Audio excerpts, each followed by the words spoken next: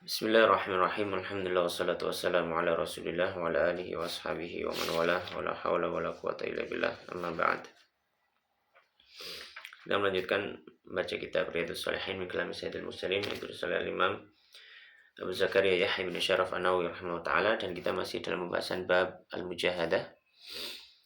Dan kita sampai di hadis yang ke-6. Bismillahirrahmanirrahim. Qala al-musannif rahimahullah taala wa nafa'ana bil ilmi fid dunya wal akhirah. As-sadisu, yang ke-6.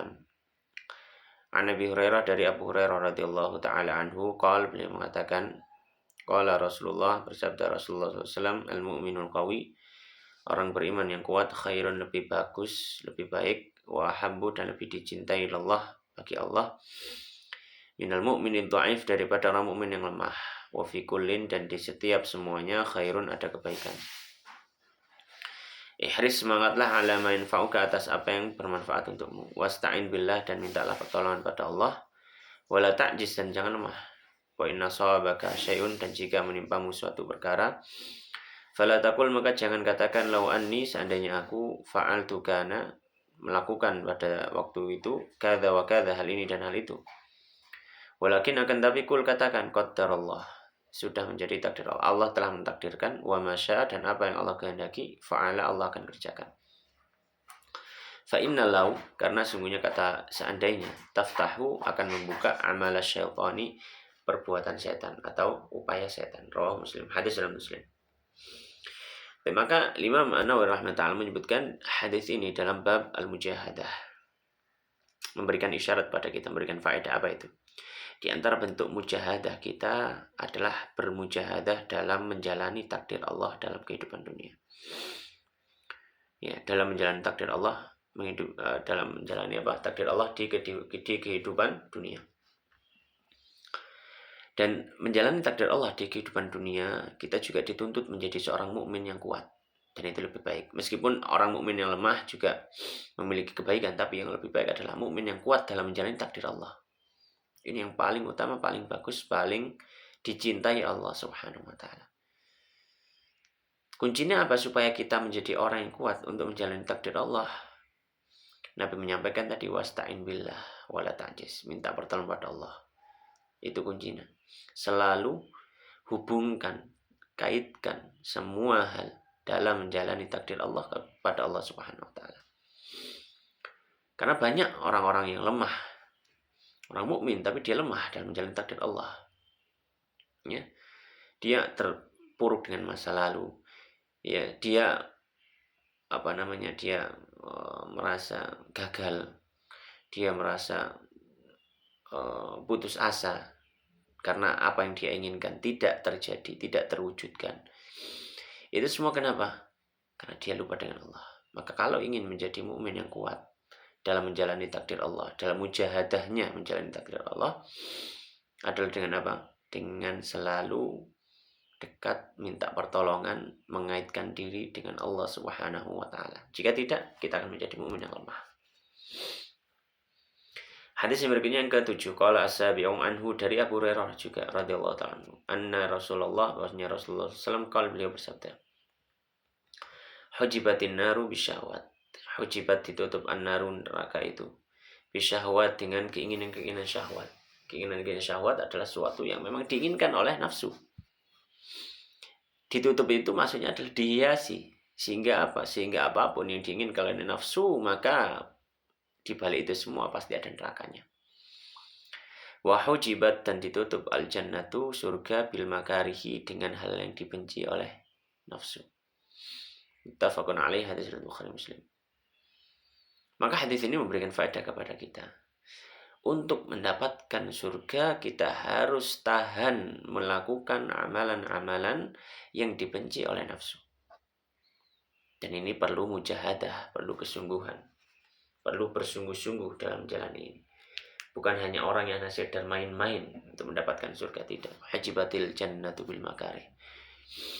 Surga ditutupi dengan hal-hal yang dibenci oleh nafsu. Kita harus mujahadah, sungguh-sungguh, melatih, memaksa tubuh untuk puasa, memaksa tubuh untuk sholat, memaksa tubuh untuk melakukan amal-amal kebaikan.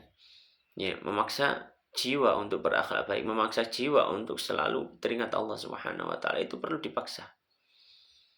Ya, oleh karenanya apa? Di sini perlu mujahadah dalam apa? Dalam upaya mendapatkan surganya Allah Subhanahu wa taala.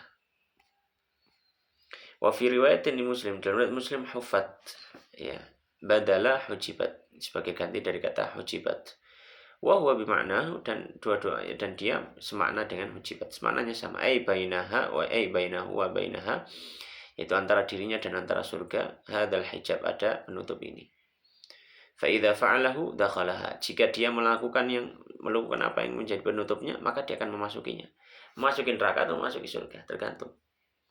Dia menuruti syahwatnya, ya dia masuk neraka. Dia menahan diri untuk menjalani apa yang dibenci oleh nafsunya, maka dia masuk surga.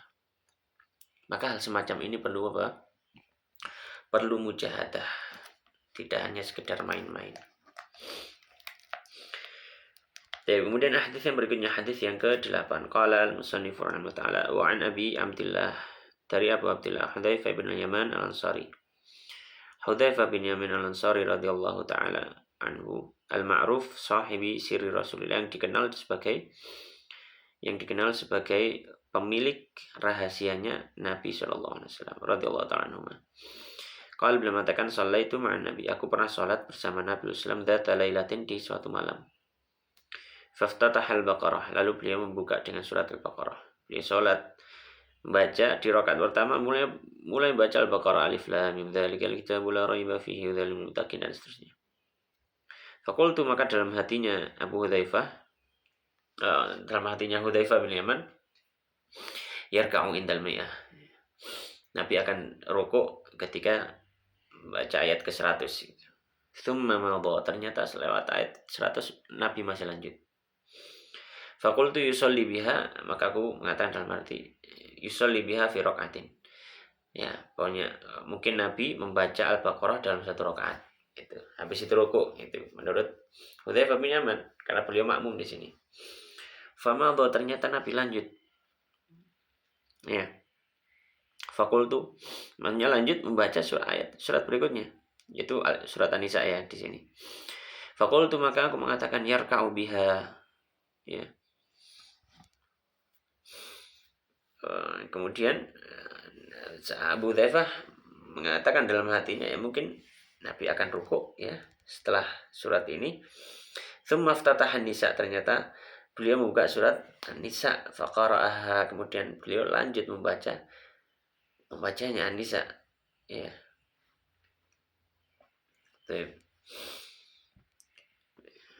Tsumma ftataha Al-Imran, kemudian Nabi lanjut membaca surat Al-Imran, faqara'a, membaca Al-Imran.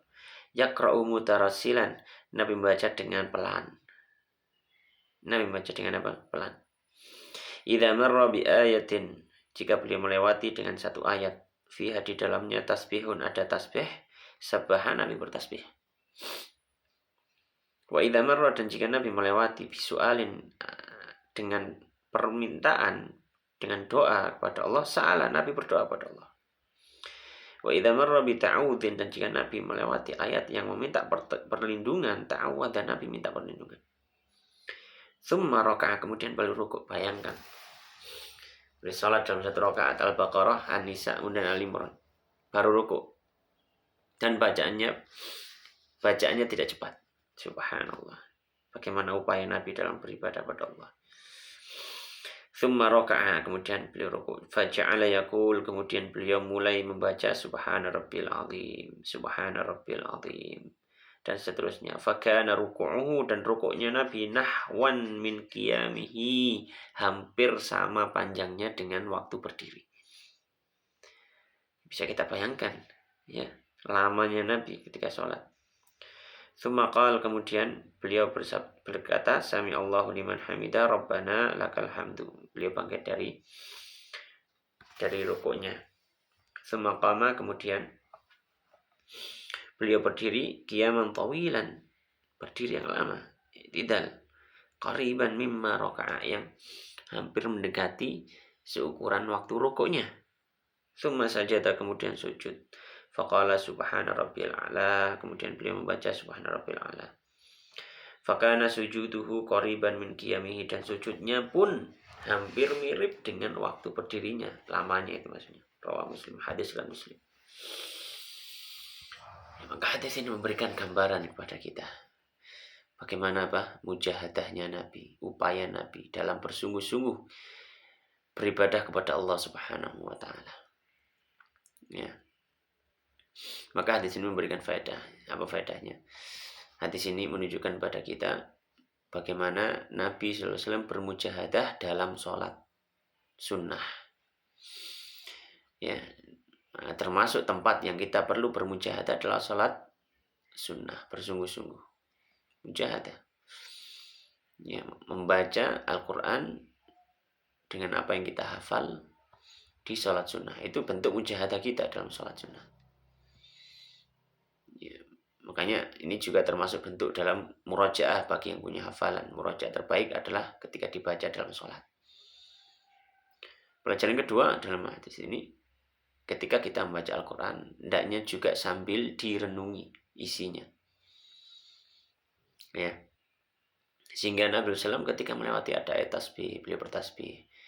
Ya, ketika ada ta'awud, beliau berta'awud. Ketika ada doa, Nabi berdoa. Ya, maka kalau orang tidak mengetahui, merenungi apa yang dibaca, tidak akan mengetahui tempat-tempat semacam ini.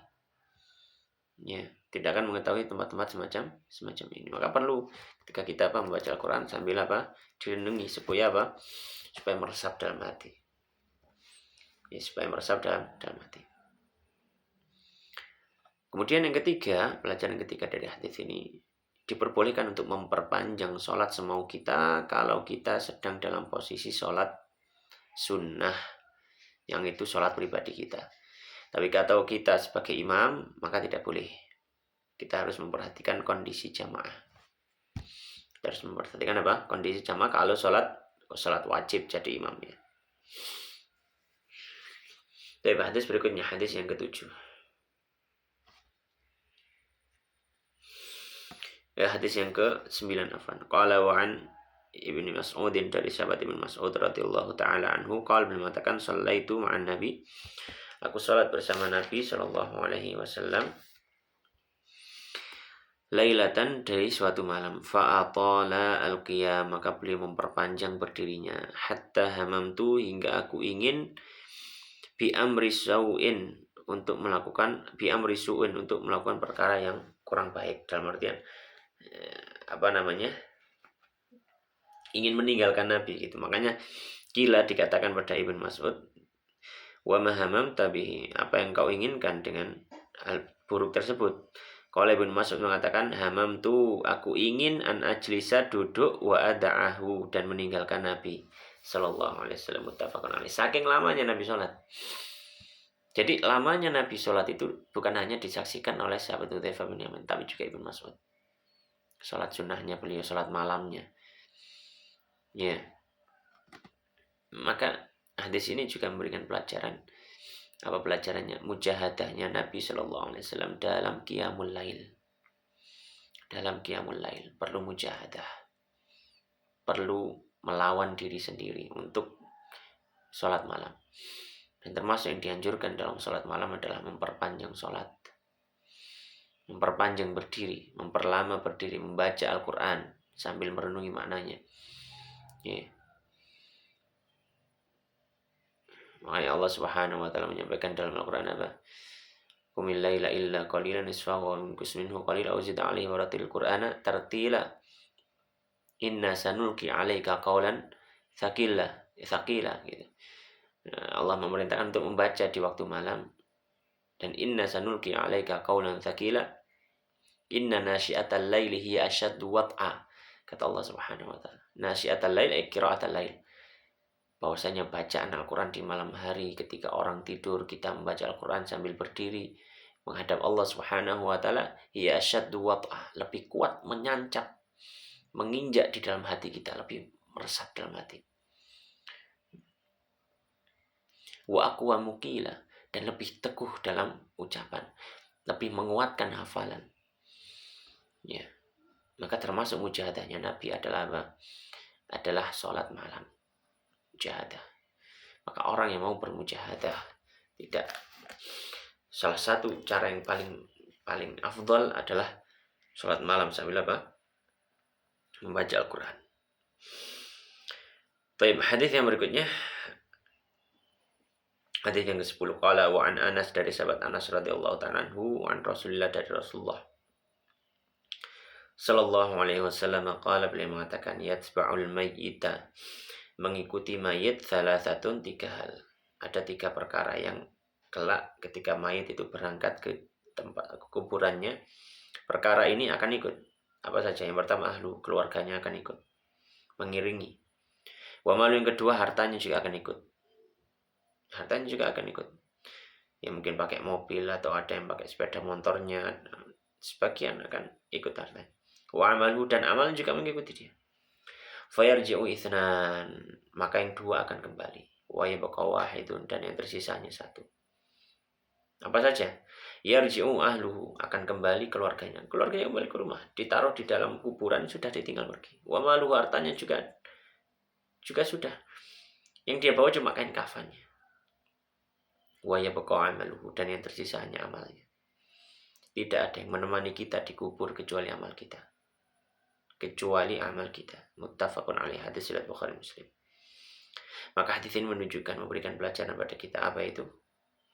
Hendaknya kita bersungguh-sungguh dalam beramal. Karena tidak ada yang menemani kehidupan kita dari hidup sampai mati kecuali amal kita.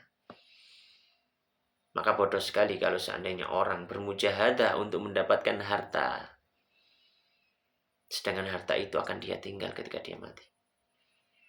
Dan dia lalai untuk mengamalkan, padahal amal itu yang menemani dia. Maka orang yang cerdik, orang yang cerdas adalah orang yang mempersiapkan kematiannya. Ya, karena amal itu yang akan menemani kita. Maka hendaknya kita bermujahadah untuk bisa memperbanyak amal soleh. Bukan hanya memperbanyak, tapi juga memperbagus kualitasnya. Bukan hanya sekedar banyak tapi tidak bagus kualitasnya, tapi juga memperbagus kualitas amalnya.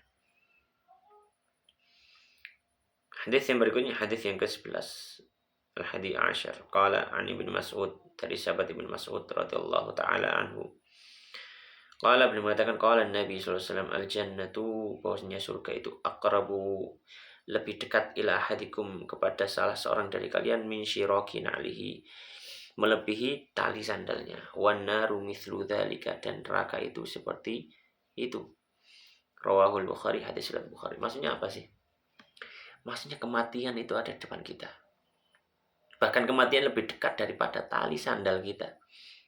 Kalau kita punya sandal yang ada talinya itu kan dekat sekali ya dengan kulit kita, dekat sekali dengan kaki kita, bahkan nempel. Kematian lebih dekat dari itu. Bisa jadi sedetik setelah ini kita mati. Bisa jadi. Dan kalau sudah mati, apa? Tinggal hanya ada 2 pilihan. Ada 2 kemungkinan, bukan pilihan, 2 kemungkinan saja. Kalau nggak surga, neraka. Kalau yang surga ya, yang neraka. Oleh karena Nabi mengatakan apa? Ya, Nabi mengatakan bahwasanya surga atau neraka itu lebih dekat daripada tali sandal kita. Kenapa? Karena kematian kita itu lebih dekat. Maka faedahnya dari hadis ini, ya, orang yang mengenali hakikat kehidupan dan mengenali bahwanya dia akan mati, dia akan bermujahadah. Dia tidak akan menunda-nunda untuk bermujahadah. Karena dia tidak tahu kematiannya datang kapan. Ya. Bisa jadi kematiannya datang 1 menit setelah ini, bisa jadi 1 jam setelah ini, bisa jadi besok hari, bisa jadi. Apa kita akan menunda-nunda? Nanti saja saya bertobat. Sedangkan malaikat maut sudah siap-siap untuk mencabut nyawa kita. Tidak. Ya.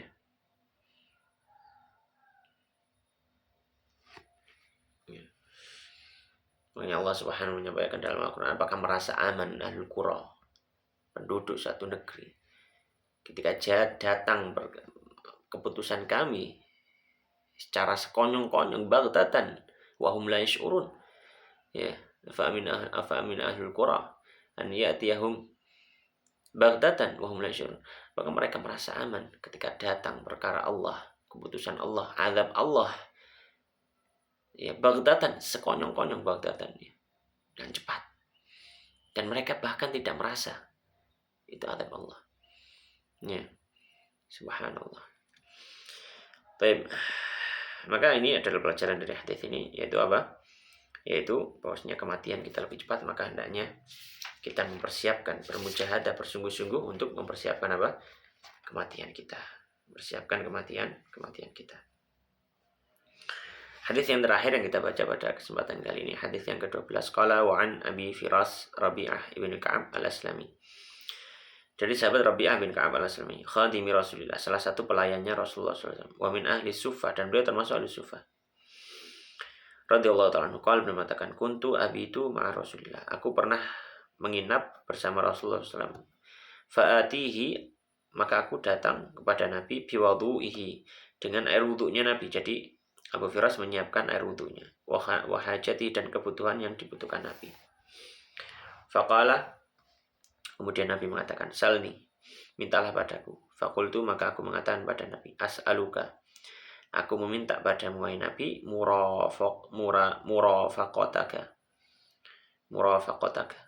untuk menemanimu fil jannati, di surga. Jadi beliau mintanya kepada Nabi apa? Minta untuk bisa menemani Nabi di surga. Subhanallah, permintaan yang luar biasa.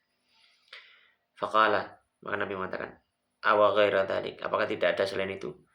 Qultu, Abu Firas mengatakan, wadaka, yaitu aja.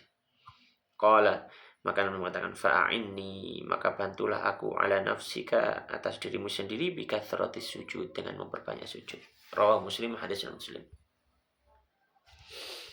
Maka hadis ini memberikan pelajaran pada kita, apa itu? Ya, bahwasanya untuk mendapatkan surganya Allah, bisa bersanding, bisa menemani Nabi SAW, butuh mujahadah dengan banyak ibadah. Untuk bisa masuk surganya Allah, bersanding dengan Rasulullah, kita perlu mujahadah untuk memperbanyak ibadah kita. Ya, bukannya katanya ibadah itu tidak membuat orang masuk surga. Ya benar, yang membuat masuk surga ridhanya Allah. Tapi ridhanya Allah tidak akan didapat kecuali kita bersungguh-sungguh dalam beribadah. Ya, makanya Nabi mengatakan, fa'inni ala nafsika bikathrati sujud, bantulah aku atas dirimu sendiri dengan memperbanyak sujud. Dengan memperbanyak sujud. Maka faedah dari hadis ini apa? Bahwasanya orang yang ingin menemani Nabi SAW di surga dan masuk surga, hendaknya dia bermujahadah untuk apa? Untuk beramal soleh. Dan di antara pelajaran lain dari hadis ini menjadi salah satu dalil bahwasanya dalam satu kaidah ya, hukum asalnya amal semakin banyak semakin utama. Karena Nabi mengatakan bikathrati sujud, dengan banyak sujud. Maka hukum asalnya amal itu semakin banyak semakin utama. Meskipun ada amal-amal sedikit dan dia memiliki utamaan yang besar. Demikian Allah taala alam, sallallahu wa sallim wa barik ala nabiyina sayyidina Muhammadin wa ala alihi washabihi ajmain. Walhamdulillahirabbil alamin. Wallahu taala alam wa billahi taufik.